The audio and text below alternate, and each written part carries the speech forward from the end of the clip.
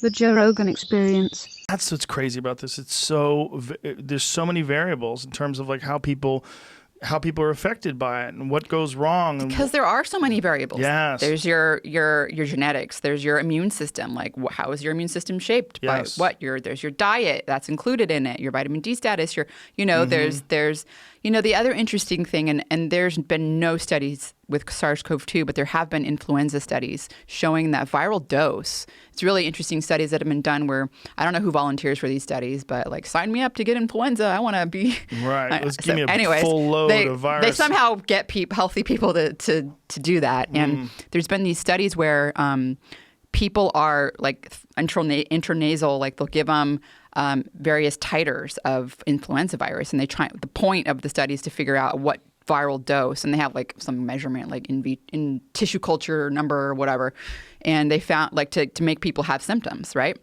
And they found with influenza, I forgot which A or something, I think one of the strains, it was like they could do a certain dose, like 10 to the 7 in tissue culture or whatever units, where 70% of the people would get like symptoms ranging from fever, cough, and all the influenza, flu symptoms.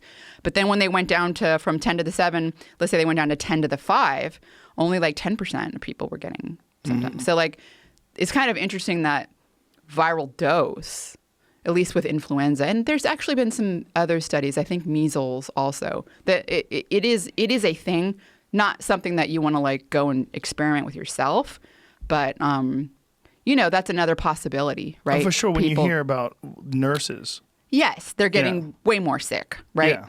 Because that could be one reason. Right. I mean, their actual job is to be around infected people, and they're intubating these people, and they're doing right. They're getting their respiratory droplets. Yes. They're getting it right in their faces. Right. And with some of them, they have poor PPE, especially in the beginning when you're seeing these people that were like using makeshift masks and trying to. It's horrible. Yeah, I think with the masks, for people, I mean, reopening the economy, and some places have been more successful. Even like Japan and stuff, where the wearing the mask, like the cloth mask, doesn't do much to prevent you from breathing in maybe a respiratory droplet or something, or aerosol. Right. That but it will prevent you from spreading it. Right. To a certain degree, like.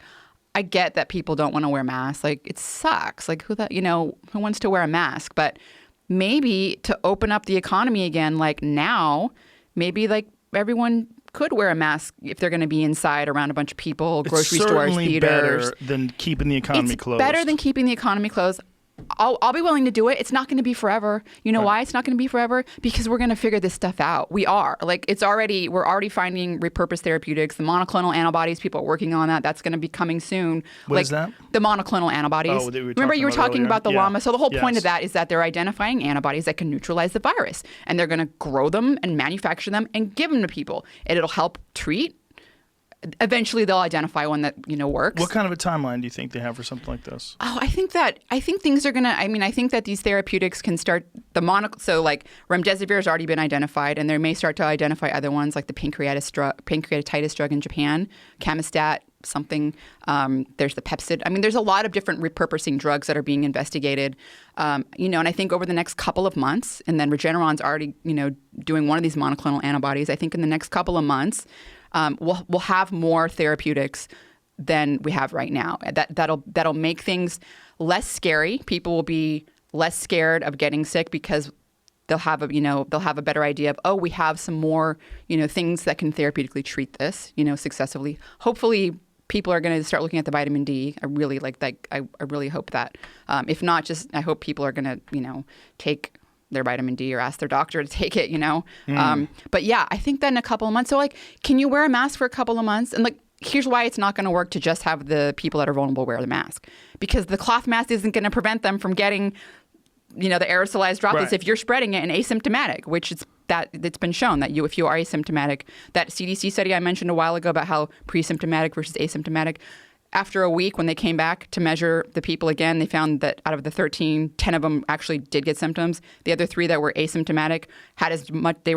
Were shedding as much virus that could make them, basically contagious and, basically able to transmit it to others. That's so strange. So the point is that I think that I know people don't want to wear masks. I have family members that like think it's like infringing their freedom, and like it does suck. And I know people are worried. I mean, the thing is like also children. I don't know how to tackle that issue because it's really hard. That seems a little more difficult.